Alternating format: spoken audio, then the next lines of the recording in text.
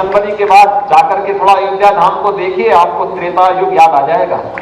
अयोध्या का नाम लेने में जिनको संकोच होता था, आज वे भी कहते हैं कि हमें भी निमंत्रण मिलेगा तो हम भी जाएंगे। भारत की शक्ति का एहसास दुनिया को कराएगा। आज दुनिया के अंदर भारत का सम्मान बढ़ा है, एक नए भारत का दर्शन हो रहा है। 22 जनवरी के बाद जाकर के थोड़ा अयोध्या धाम को देखिए, आपको त्रेता युग याद आ जाएगा।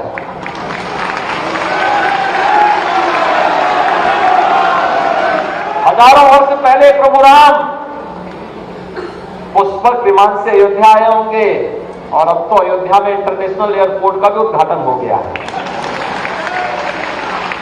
रेलवे लाइन डबल लाइन के साथ जोड़ा जा चुका है, और एक स्टेशन का उद्घाटन तो प्रधानमंत्री जी ने स्वयं किया है। और अब तो अयोध्या और उसके आसपास 5-6 नए स्टेशनों का विकास किया जा रहा है, किसी को भी समस्या नहीं होगी। और यही नहीं, सड़क मार्ग से जोड़ लिया गया, रेल मार्ग से जोड़ लिया गया, वायु मार्ग से भी जोड़ लिया गया, और जल मार्ग से जोड़ने की कार्रवाई भी हमारी प्रारंभ हो गई है। जीवन का यह अनुशासन और सैन्य शक्ति का अनुशासन हम सबको आगे बढ़ाने में मदद करेगा। भारत की शक्ति का एहसास दुनिया को कराएगा।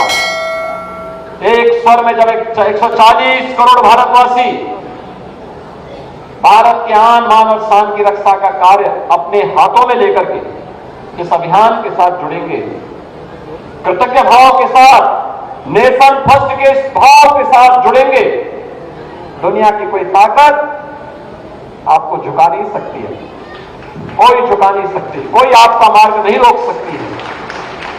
हम सब उस मार्ग के पथिक बने। दायित्व हो सकता है, किसी को कोई दायित्व मिले, किसी को कोई और मिले, लेकिन जहां पर हैं, अगर हम सब मिलकर के कार्य करते हैं तो भाइयों बहनों, कोई कारण नहीं कि आज दुनिया के अंदर भारत का सम्मान बढ़ा है, एक नए भारत का दर्शन हो रहा है।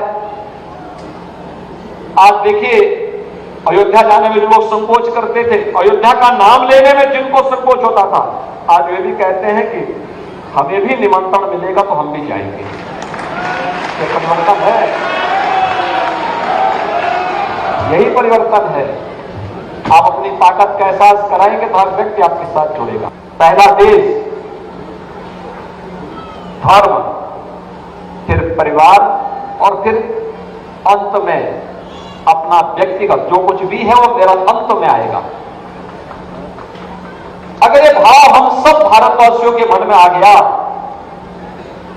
तो भाइयों बहनों, कोई कारण नहीं कि प्रधानमंत्री जी ने जो लक्ष्य हम सबके सामने रखा है 2047 तक, हम सबका एक ही संकल्प, विकसित भारत हर भारतवासी का संकल्प होना चाहिए। विकसित भारत के संकल्प को पूरा करने के लिए अगर हम सब एकजुट होकर के कार्य करना प्रारंभ कर लें, इसके लिए उन्होंने पंचप्रण दिए। ये पंचप्रण हर भारतवासी के लिए आत्मनिर्भरता के लक्ष्य को प्राप्त करना, वोकल फॉर लोकल, स्थानीय चीजों पर प्राथमिकता के साथ उसे आगे बढ़ाने का प्रयास, लेकिन गुलामी के अंशों को सर्वथा समाप्त करना, विरासत का सम्मान करना, तो समरसता और एकता और अखंडता के लिए कार्य करना, और अंत में नागरिक कर्तव्य। हम सबके नागरिक कर्तव्य क्या हैं?